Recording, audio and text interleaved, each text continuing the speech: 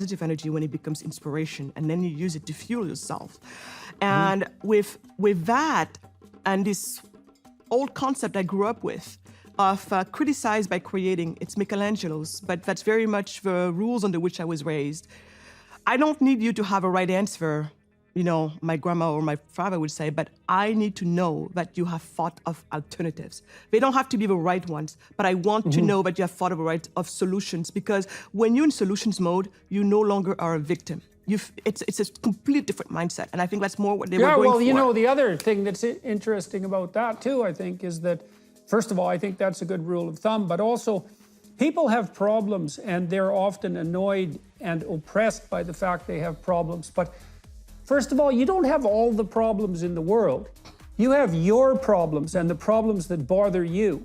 And you might ask yourself, well, why do those problems bother you and not other problems? And I would say maybe it's because in those problems you actually find your destiny. And those are often things you don't want to look at, like you didn't want to look at the poverty of your continent, and no bloody wonder, who wants to look at that?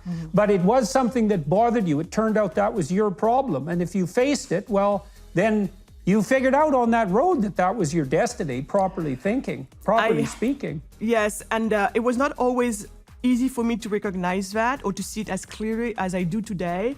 But yes, if I did not follow that, if I did not pursue that question, I would not be sitting here talking to you right now, because there would be no reason for it. So there, with Criticize by Creating, turn this anger, energy into positive energy, into inspiration, then I'm starting to come back to life. I'm like, you know what? Yeah, if I've got a problem with this situation, I got to fix it myself. So I'm going to start a company, I'm going to start a brand, and we're going to sell it first in the US, because I'm going to do reverse colonialism on my people. If the only time they can respect something is if the West has said, oh, now we welcome it, then I'm going to trick you the same way, hoping that the next generation that comes after you, luckily for them, they won't need that type of validation, because they were born in a world in which they were just fine, in a world in which they were the it people, right? So, but this is a detour I need to take, let's take it.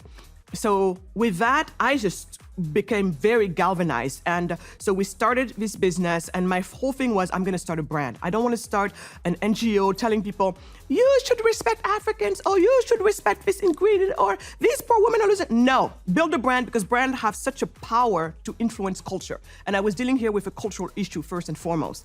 And so build a company, hire people back home, and make the brand pop in the US. And then you have your virtual circle where the jobs are created back home, and your culture also takes its rightful place at the table. And that's exactly that's exactly what we did.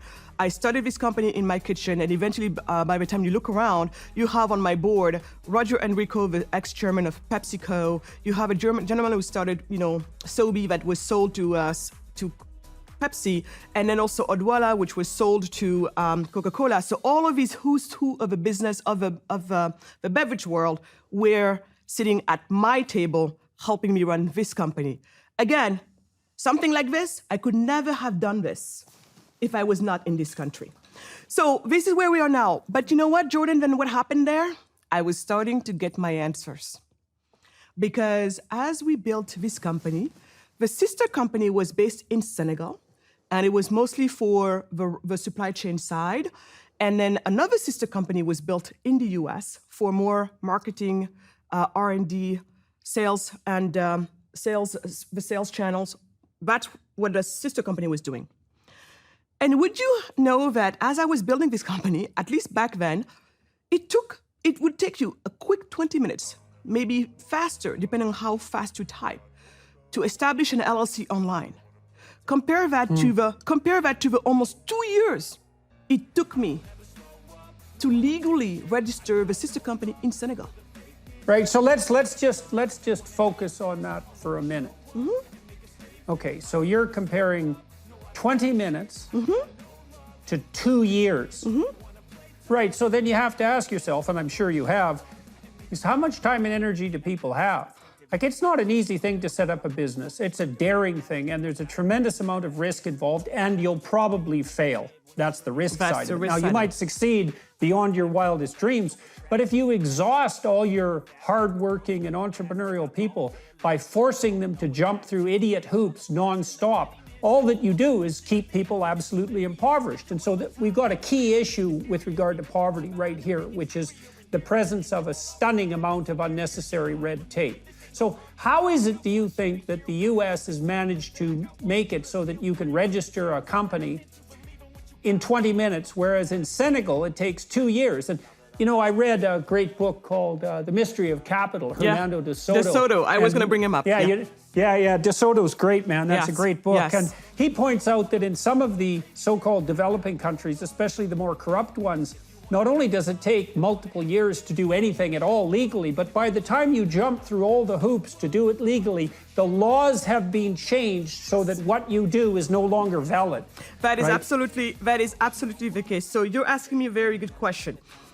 And the way I will go about that is I'm going to try to take this opportunity to debunk a myth. Because this whole conversation with you, I take it as my opportunity to debunk so many myths about African poverty.